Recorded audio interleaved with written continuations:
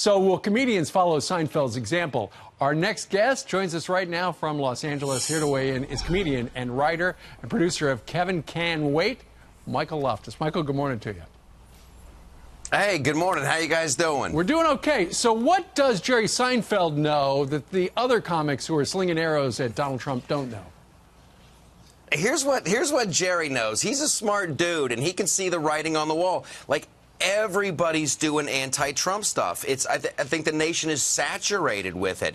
Every late-night comic, every newspaper, it's been done to death. And why not be original? Why not talk about what you really want to talk about? For Jerry, it's raisins. For me, it's Donald Trump. I mean, how many crappy Cheeto skin jokes can you hear? How many bad comb-over jokes can you hear before you've had enough? And you're like, please, Jerry, tell me about sun-made raisins. You've got a good point. Because when you tune, I'm sure, Michael, you watch late-night television just to see what the other comics are talking about. They're all at the same pitch. They're not even jokes. They're just insult after insult, and it wears you out.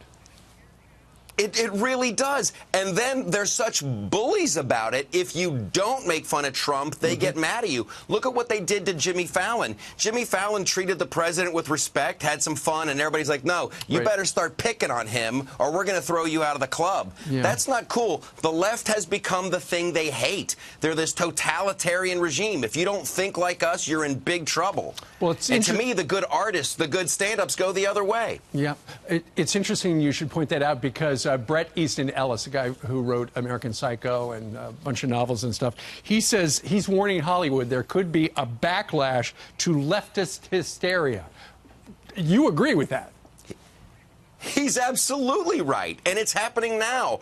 Listen, the left used to be about, hey, man, have some flowers, free love, let's have a... And now they're just like, they're just bullies. They're just a group of bullies. They're making fun of Melania Trump. Right. She's out there, she speaks 112 languages, and they're like, she's got an accent, we don't like her. Like, what's wrong with you people?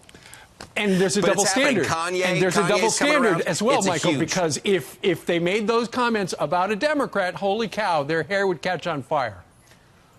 Oh, absolutely. And I love right now, like the press and comedians are like, we're speaking truth to power. It's our job to go after these people. Oh, yeah, I remember during the 8 years of Obama, it was crazy. Every late night host, I'm like, hey, leave Obama alone, you guys. Now, in your act, you actually defend Donald Trump. How does the audience, I do. How are they receptive to that?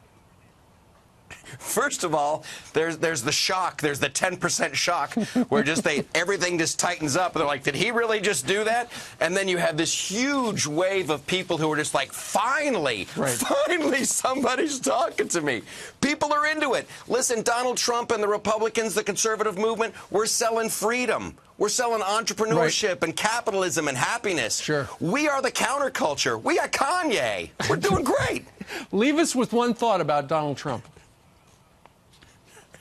They need to televise the wall. He needs to build the wall. They need to put do like Wipeout. Have one of those big fans on the top with pads so when people do try to cross over, they get knocked off. I know exactly what you're talking about. Michael Loftus, he's a comedian. He's a writer. He joins us from out west. Michael, thank you very much.